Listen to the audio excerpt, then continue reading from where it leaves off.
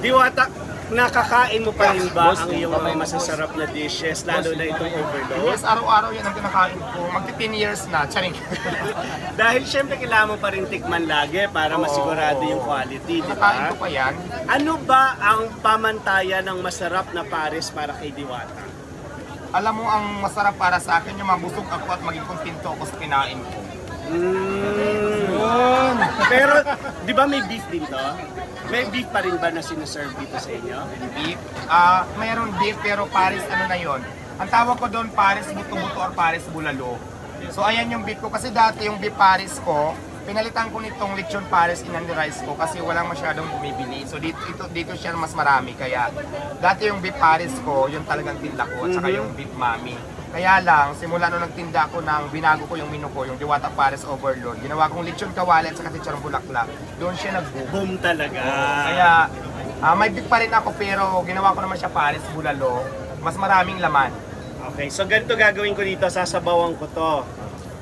Normally, binubuhos to dito, di ba? Nakahiwalay talaga siya, nakabuhos talaga yan kasi pares tayo. Tapos lalagyan ko ng garlic. Tapos lalagyan ko nito. Pwede ba kahit gaano karami? Yes, Lagay-lagay? depende yan sa gusto mong gaano karami yung ilagay mo. So yung customer, lagay lang siya ng lagay lagay lang ng dito. lagay. Ito na, matitikman ko na ang Pares Overload ni Diwata. Ito yung chicharon bulaklak, ano? Boss. Hello ho? Naiinggit na po ba kayo sa akin? Kumain na ho ba kayo?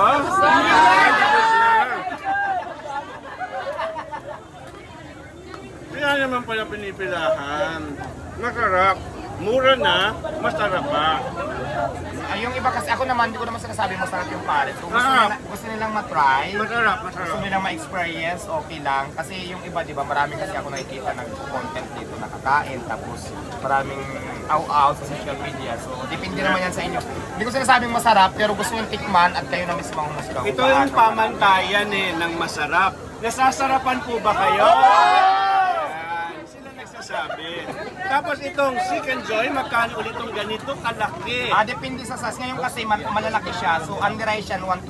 May kasamang soft drinks pa rin, may free water, may libreng sabaw.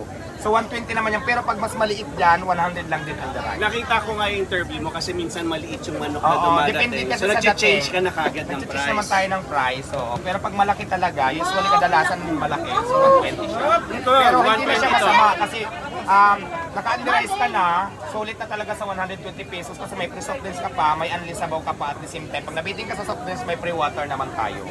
So, yun. So ito, 120 na itong hawak ko. Oo, ngayon. 120 yan. Under Masarap. rice yan, may kasamang soft drinks. Pwede mo ba i-share anong timpla nito? Bakit sa malinamnam? Ano? Buo yung lasa?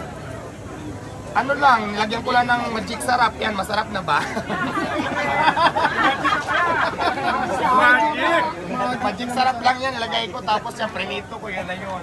Oo. Magic sarap lang daw. At 24 hours ang operation ni Diwata Yes. dito. 24 hours. May shifting lang tayo ng dalawa. May night shift sa day shift sa mga tao. Ano yung pinakamahirap na shift? Sa umaga o sa gabi?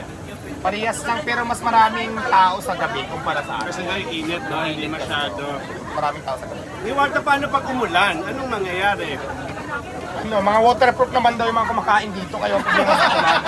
Pero hindi, may mga tent naman tayo pero nagpaplano ako kung papagandahin ko ba, bububungan ko ba siya. Kaya lang syempre, di ba pinapisto lang tayo dito. So hindi naman pwede na gawin na lang natin. Kailangan natin talaga muna magpaalam, magpag-coordinate dito. So nagpapisto ko pwede natin lagyan ng bubong. At saka hindi, mura na naman, masarap na naman.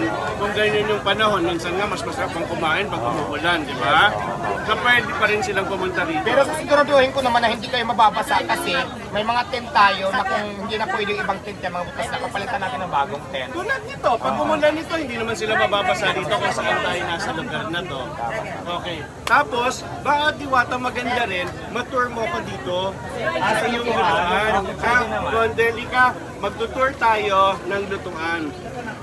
Habang nagsiset up sila, Kasi ini ko lang kasi pupunta kami. Ayos. Ano lang naman, kung ano-ano lang, creation lang namin yan eh. Nilagyan ko lang mga kuning-kuning. Ayaw ko sabihin sikreto ko, bulong ko na lang sa'yo mamaya. Baka mamaya alam mo naman, Mamaya gayahin nila, Gayahin, diba? oo. So, yung sekreto ko, ibubulong ko na lang sa'yo. Pero yung sekreto mo, bulong mo rin sa akin. Of course, Bulong mo na lang. At least, yung hindi nila malalaman para malaman ko din. Kasi alam ko talaga chef cook ka, di ba? Ay, chef ka, di ba? So, ngayon, bulong mo rin sa akin yung mga sekreto mo para mas lalong sumara. No, baka nga magkatulungan tayo kung Huwag may mo mga sabihin tips dito pa. sa live kasi baka gayahin pa nila, maunahan pa. Sige, mga tips pwede tayo mag-share ng mga ganyan. Okay, sige. Nakakailang chicken inasal ka sa isang araw sa 24-hour na shift? Hindi ko mabilang, nakailang ihaw ka Kilo. ba? 30 manok o 30 kilo?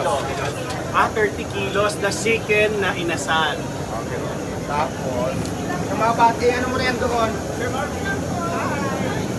Okay. Tapos, ito ko naman niluluto yung Ito yung ano. Ano siya, electric ano? Okay. Dati kasi kawakawali lang tayo, kaya na sobrang dami din ng... Mas consistent na to eh. Kaya talagang nag-provide talaga ako ng talagang prituan ng chicken. Para hindi din mahirapan yung tigaluto. Ang ganda. Si Jollibee nanginginig na. Kinakabahan na. Dito naman natin niluluto yung ating mga sabaw dito. Okay. Kanin dito ay kuya. Kanin, sabaw. So ito lang siya. Tapos yung mga lechon kawali at chicharon bulaklak. Hindi ko na siya ipapakita kasi medyo ano doon. Dito yun. Dito Dito yan mo sa side.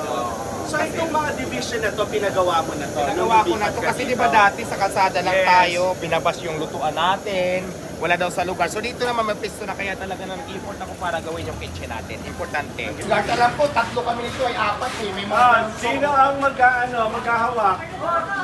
Hello, volunteer!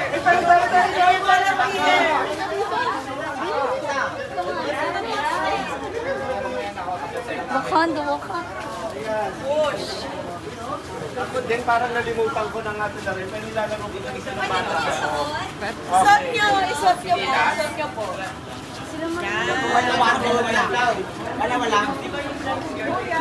Kahawak na. Di ba ganun kayo? Isa lang. Sa baba muna. Okay. Nagkakagulo po kung paano laruin ang Chinese garden. Okay. Ha?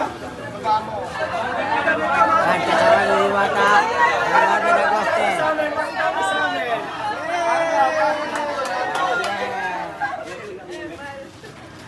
Okay, go! Sa tuhod daw, sa tuhod.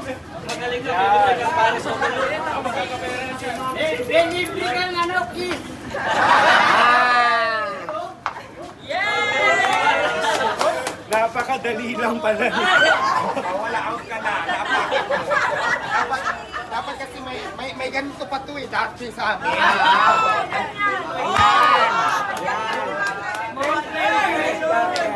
Ay, ganun ba yun? 10-20, paano yung 10-20? Parang kaya, 10-20, 30, 40, 50, 60, BAM! Ganun pala yun. Sir, dito ka muna sir kasi may video kami dito sir. Ganon. Tapos, ganyan. Ay, paano? Dito muna isa. 20, 30. 20, 30, 40, 50. Okay, tumbang preso naman. Tumbang preso naman. Tumbang preso.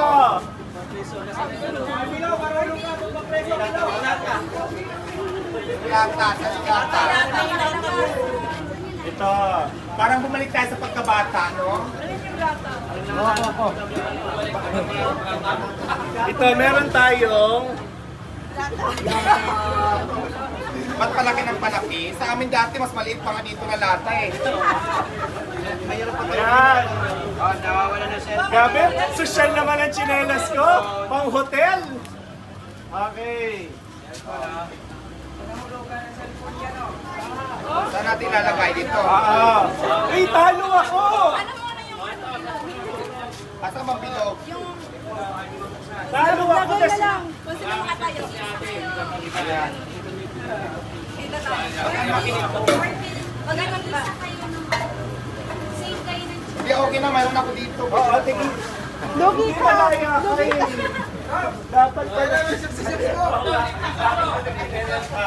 Ito sa'yo mo. Baka naman ito. Excuse me po. Boss, atras ng konti, boss.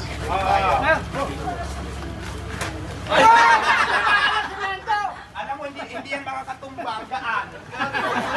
Bakit ang competitive to? Dapat ito. Yan din sa akin ha.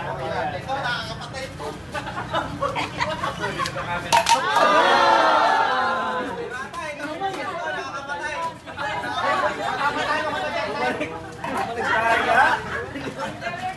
Parang nag-practice na si Diwata. Paano yan talo? Isa pa? Isa pa. Best of 3. Yung malaki na daw. Malaki naman. Talo ka sa maliit eh. Dito dapat.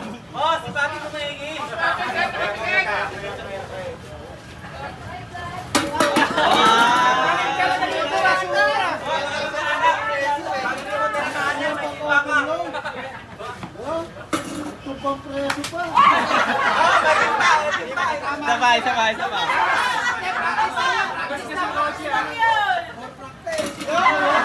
One last, one last. Wala na. Magaling talaga. Los ka na, los. Okay, isang final round na ikot na lang tayo. Okay.